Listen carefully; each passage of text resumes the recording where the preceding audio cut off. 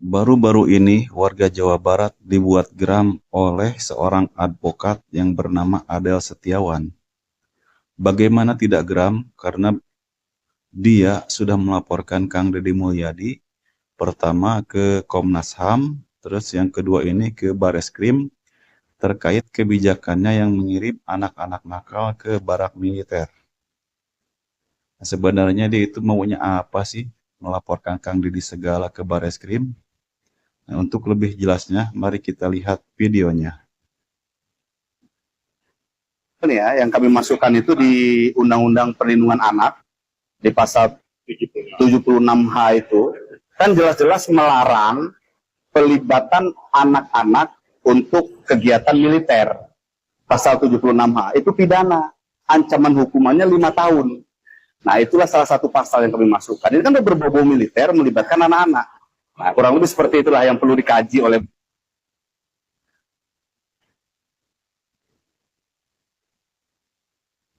Nah, itu tadi video Adel Setiawan yang melaporkan Kang Deddy Mulyadi ke Bareskrim. Nah, sekarang kita akan lihat bagaimana reaksi netizen, khususnya netizen warga Jawa Barat tentang pelaporan Bapak Adel Setiawan ini. Mari kita lihat video yang pertama. Adel Setiawan melaporkan KDM ke Bareskrim Polri. Kenapa, Mang? Mamang kaget ngedenger ini beritanya? Bukan kaget saya mah. Terus kenapa? Kopinya masih panas. Oh, kirain Mamang kaget denger Kirain beritanya. karena beritanya, Mang. Kaget kan kemarin udah kita omongin sebelumnya. Iya ya. Terus gimana itu menurut Mamang? Ya saya kasihan lah sama si Bapak Adel teh. Nah, si Mamang malah jadi kasihan, kumaha? Ya ternyata dia itu pengangguran, Masa? nggak ada kerjaan. Tahu si Mamang tahu dari mana kalau dia pengangguran? Si Mang Iwan nih. Mang Iwan kan kerja nih. Ya, Kalau bayar pajak motor, Mang Iwan ke Biro Jasa apa ke Samsat? kalau saya mah biasanya ke Biro Jasa, Mang. Kenapa nggak bayar ke Samsat? Jauh, Mang. Kan saya kerja. Nggak ada waktu. Lagian kan kalau ke Samsat harus hari kerja. Nggak bisa hari libur. Nah, kan? Ya terus hubungannya apa? Pak Adel mah masih sempet ke Bareskrim. Udah beda kota, beda provinsi. Masih sempet. Bukan hari libur lagi. Hari kerja lapornya.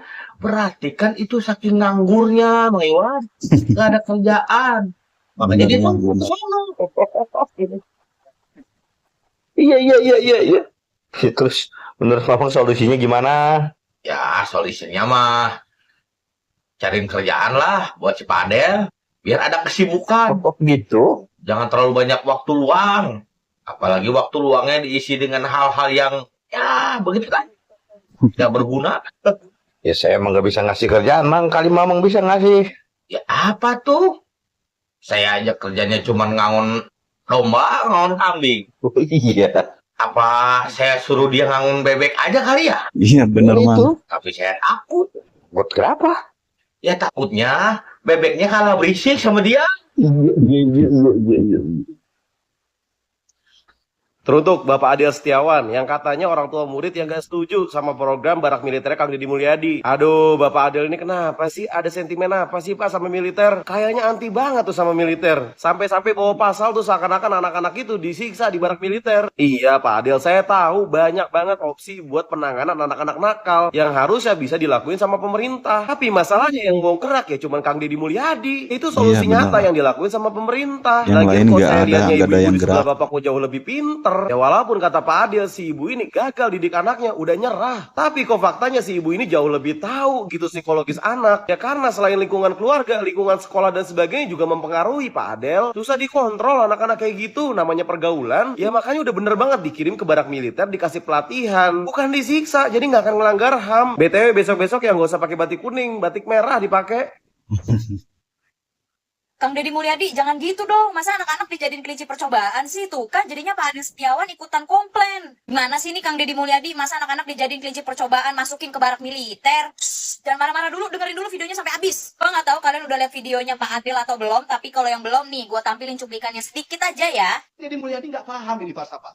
Jangankan Deddy Mulyadi, jangankan ibu ini ya. Deddy Mulyadi nggak paham tentang falsafah. Jadi saya nggak perlu mendebat ibu ini. Ada hasilnya juga ya. Berarti anak jadi kelinci percobaan, Bu. Nggak boleh anak jadi kelinci percobaan. Aduh, Pak Adel. Bentar, saya napas dulu ya. Nggak boleh dijadiin kelinci percobaan, Pak. Diketahui nama jerawat saya nih, Pak, yang lagi matang-matangnya nih, Pak. Kalau Bapak ngomongnya kayak gitu, bawa-bawa kelinci percobaan, berarti selama ini saya dan anak-anak sekolah di Indonesia ini selama ini adalah menjadi kelinci percobaan Mendikbud, Pak. Bisa Bapak bayangkan nggak dulu ya, dulu saya lagi adem ayem nih, Pak, pakai kurtilas nih, Pak, kurikulum 13 gitu. Tiba-tiba diganti flip, Pak Adel langsung kurang kurikulum mikir merdeka, nih, Pak. Teh. Pusing nggak kita, Pak? Apa kita bukan kelinci percobaan, Pak? Lah kalau bukan kita, anak-anak murid kelinci percobaan, terus siapa, Bapak? Bapak udah nggak sekolah lagi, Pak. Kadang-kadang nih kalau ada orang-orang begini nih rasanya gue pengen ikutan berdebat gitu, tapi gue sadar diri gue nggak punya power, gue bukan siapa-siapa, gue cuma rakyat jeletong doang gitu, gue cuma rakyat netizen biasa yang mengkritik pemerintah. Ya kalau gue lagi solusi, gue kasih solusi, tapi kalau bisa kritik itu selalu disertakan dengan solusi atau kritik itu disertakan dengan saran. Padahal dalam hati gue mah ya rasanya gue pengen ikutan berdebat itu di situ itu sama tuh Pak Adel gitu. Terus ya di lanjutan videonya itu kan gue cuma sepenggal doang tuh. Di lanjutan videonya gini, kalau gagal gitu katanya Pak Adel, Pak, di dunia ini Pak selalu ada dua kemungkinan, berhasil dan gagal, Pak. Menurut saya kenapa Bapak langsung melihat dari sisi negatifnya gitu, Pak? Kenapa nggak didoain yang baik-baik? Karena ini kan pemerintah sedang bebenah, Pak. Ada baiknya menurut saya ya, Pak. Harusnya didoakan yang baik-baik dulu gitu. Karena ini Itu tujuan program ini bagus, tujuannya bagus. baik. Yang selama ini kita tahu di mana kalau kita memiliki tujuan baik, harusnya akhirnya baik juga. Toh Bapak tahu nggak anak-anak yang di barak militer itu seneng aja loh, seneng-seneng aja loh, bahagia loh mereka bisa tidur nyenyak, makan kenyang. Bahkan ada banyak anak-anak yang justru mengajukan dirinya untuk dimasukkan ke dalam barak, termasuk saya. Saking aja saya bukan anak-anak sekolah, Pak. Udah gitu ya, Pak, dari zaman bahula, Pak, dari zaman Bapak kecil pun kita semua itu tahu, Pak, kalau namanya karakter anak itu pasti dibentuk dari orang tua dulu yang pertama, dari lingkungan keluarga, habis itu lingkungan sekolah, lingkungan pertemanan, lingkungan les-lesan, lingkungan tetangga, lingkungan ini, lingkungan itu, kita semua tahu, Pak. Nah, sekarang solusinya apa, Pak? Bapak jangan cuma ngekritik aja, ya. Bapak Benar masuk itu. TV, ya, masuk TV begitu berdebat dengan Kasih ya, solusinya ibarat kata dong ibu-ibu ya. itu kan sebagai kalangan rakyat gitu ya, yang pro terhadap program pendidikan karakter barak militernya Kang Deddy Mulyadi gitu. Ya, solusi dari Bapak apa gitu? Iya, kita tahu gitu kalau anak-anak itu karakternya dari orang tua gitu, dari sekolah, dari lingkungan. Kita tahu solusinya apa? Apa, Pak? Apa? Bahkan di situ Bapak bilang ya, kalau lingkungan itu membentuk karakter seseorang, membentuk karakter si anak lah, itu kan di barak militer lingkungannya positif, lingkungannya bagus, Pak. Di sana itu mereka dididik, Pak. Dididik supaya disiplin. Supaya tidak nakal lagi, ya. Nah, itu dikasih lingkungan yang bagus, Pak. Bagus dong harusnya. Kita tahu, Pak, kalau permasalahan-permasalahan ini itu sudah ada sejak dari dulu, Pak.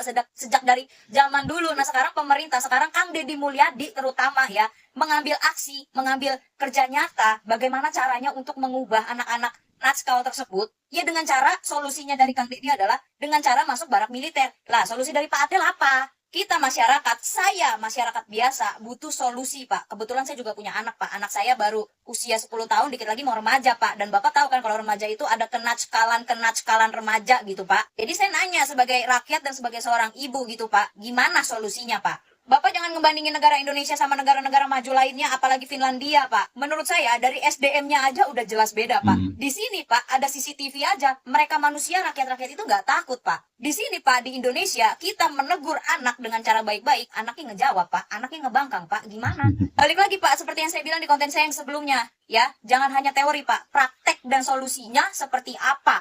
Kalau Bapak ngomongnya begitu berdasarkan teori, ya Bapak sama aja kayak anggota dewan yang kemarin saya kontenin, Pak. Nah, bahkan ada seorang TKI ya yang ada di Finlandia. Dia mengatakan bahwa sebenarnya di Finlandia juga ada ya kebijakan seperti yang diterapkan oleh Deddy Mulyadi. Cuman ya mungkin namanya berbeda. Itu menurut dia ya yang ada di Finlandia. Coba kita lihat videonya. Negara-negara maju yang pendidikannya maju nih, Finlandia dan lain sebagainya, nggak ada satupun menggunakan instrumen militer. Ini Deddy Mulyadi nggak paham ini falsafah. Jangankan Deddy Mulyadi, jangankan ibu-ibu ini ya, Deddy Mulyadi aja nggak paham tentang falsafah. Jadi saya nggak perlu mendebat ibu ini. Salam kenal, namaku Diana. Aku warga Indonesia yang tinggal di Finlandia, teman-teman. Info, Finlandia itu adalah negara dengan pendidikan terbaik nomor 1 di dunia, cinta. Nah, guys, jadi aku somehow TikTok itu ngasih FYP banyak banget tentang pembahasan video sebelumnya. Nah, dia ini Yaitu kerja tentang asli ya di kebijakan Gubernur Finlandia. Jawa Barat yang mengirimkan anak-anak nakal ke barak, ya kan? Militer. Terus di statement yang aku bikin video di depan itu si bapak berbaju kuning, ya maaf ya Pak ya, bapaknya itu bilang contoh negara-negara maju seperti Finlandia, begitu. Kebetulan aku tinggal di Finlandia, Cinta. Dia so Jadi si tahu, bapak Bu. ini bilang kalau di negara maju itu nggak ada tuh anak nakal yang dikirim ke barak militer, Cinta. Nah, pertanyaan saya, Bapak tahu dari mana? Apakah Bapak sudah melakukan survei? Apakah Bapak sudah Nah, loh. ngecek di Finlandia itu seperti apa mengurusi anak-anak nakal? Suruh dia ke Begitu ya, Pak ya. Finlandia, Di Mbak. sini saya mau bantu menjawab, Pak. Kebetulan saya kerja di TK. Nah, kebetulan kedua, TK saya itu satu gedung dengan sekolah anak-anak yang nakal ini. Jadi mungkin namanya berbeda, bukan barak militer. Tapi di sini tuh namanya adalah kayak family center gitu, ada bahasa Finlandianya sendiri. Nah, family center ini sistemnya kurang lebih sama, cuma nggak diajarkan kayak di Indonesia kan diajarkan untuk baris berbaris menjadi kayak wajib militer ya. Nah itu nggak kayak gitu, cuman caranya kurang lebih sama mirip lah. Jadi itu khusus untuk anak-anak yang bandel, yang nggak mau sekolah, anak-anak yang suka tawuran dan lain sebagainya, samalah kayak di situ gitu ya. Atau anak-anak yang sudah ini kebiasaan mengkonsumsi minuman yang tidak seharusnya, yang di bawah umur, terus untuk anak-anak yang udah kecanduan gitu kan sama barang-barang yang dilarang gitu. Itu akan dimasukkan ke situ, Cinta. Begitu. Jadi sistemnya sama, dia akan dimasukkan ke dalam sekolah ini dan dia pun menginap di situ. Jadi dia Si tidak Adele tinggal ini dengan sok tahu nih, keluarganya, Mbak tapi nih. dia dimasukkan ke dalam situ. Di situ sama sistemnya, ada kalau sakit ada ada dokter bisa dibawa ke rumah sakit. Terus psikolog juga ada, psikiater atau apapun itu tuh disediakan. Ada gurunya juga. Terus dia sekolah juga, tapi satu hal, dia itu sekolahnya nggak di situ, ditaruh di sekolahan, tapi untuk antar jemput ke sekolah itu yang antar jemputnya itu bapak polisi. Begitu, Cinta. Pertanyaanku, polisi sama TNI sama nggak sih? Beda ya? Tapi itu militer Sama. juga nggak sih? Militer. Jatuhnya sama-sama aparat negara kan, aparat keamanan kan. Jadi dia antar jemputnya sama bapak polisi. Nah, setiap hari di depan situ itu tuh ada bapak polisi atau taksi yang udah kayak yang udah disewa untuk antar jemput anak-anak ini. Mereka tetap mendapatkan pendidikan, mereka dapat makan gratis juga karena disediakan sama pemerintahnya. Mereka dapat ilmu yang harus dia dapatkan, yang dia nggak bisa dapatkan di lingkungan tempat dia tumbuh. Misal, dia korban dari orang tua yang sering berantem, jadi anaknya semaunya sendiri gitu kan, karena orang tua yang nggak bertanggung jawab, dikirimlah ke situ, begitu. Atau anak-anak yang ya udah pokoknya anak-anak nakal akan dikirim ke situ, begitu. Jadi prosesnya sama, sistemnya kurang lebih sama. Terus, selain menjadi negara maju dengan pendidikan terbaik nomor 1 di dunia, Finlandia juga menjadi negara paling bahagia nomor 1 di dunia selama 8 tahun berturut-turut, Cinta. Kenapa? Karena ya sistemnya bagus, warganya sejahtera. Kenapa? Karena pemerintah kita menyediakan tempatnya, menyediakan layanan untuk masyarakat yang membutuhkan bantuan. Dalam hal ini ya anak-anak yang butuh bantuan, begitu. Jadi secara nggak langsung di sini aku mau bilang kepada Gubernur Jawa Barat, Bapak hebat karena sudah Dengar tuh Pak Adele, menerapkan dia aja sistem yang mendukung ada di sini. warga Dibawa ke Indonesia, Finlandia negara sendiri kita ya yang tercinta. bilang. Begitu. Jadi untuk aku pribadi, aku bukan masyarakat Jawa Barat, aku adalah orang Sumatera yang tinggal di Finlandia. Jadi nggak ada urusan sama dengan politik. Aku hanya ingin ngasih tahu, menginformasikan kalau sistem itu tuh luar biasa, hebat. Jadi kalau bilang hak asasi dan lain sebagainya, aku kurang paham. Cuman untuk sistemnya, ya kurang lebih sama. Walaupun mungkin agak berbeda sistemnya, tapi kurang lebih mirip lah gitu. Dan Iya, itu keren. betul, Jadi Mbak. di sini anak-anak nakal juga akan dikirim, cuma bukan dikirim ke barak, tapi dikirimnya ke family center. Dan satu, orang tua nggak tinggal di situ ya, orang tua bisa nengokin seminggu sekali atau berapa hari sekali, begitu. Jadi nggak setiap hari orang tua bisa nengokin. Sistemnya kurang lebih mirip lah, dan itu hebat. Mantap lah. Nah, yang saya salut ada seorang ibu-ibu yang dia tuh duduk di samping si Adel ini ya. Dia itu membuat si Adel ini malu lah istilahnya dengan membantah dan memberikan fakta-fakta yang sebenarnya. Nah, kita lihat videonya. Kalau menurut saya sih nggak melanggar HAM ya Bu, kan anak kita nggak disiksa juga di sono, malah dikasih ilmu, malah dikasih pelatihan yang lebih bagus. Kalau menurut saya sih yang melanggar HAM lebih ke koruptor tuh. Itu tangkap yang begitu Bu. Koruptor. Segala sesuatu itu ada prosesnya.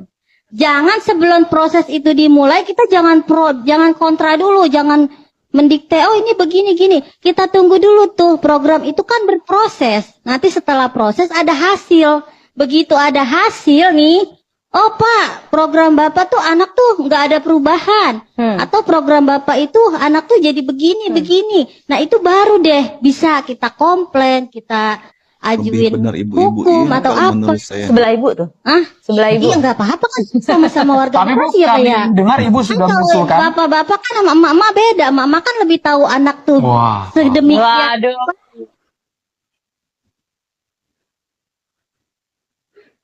Nah, itu tadi beberapa komentar dari netizen ya, yang istilahnya malah membongkar boroknya si Adel itu sendiri.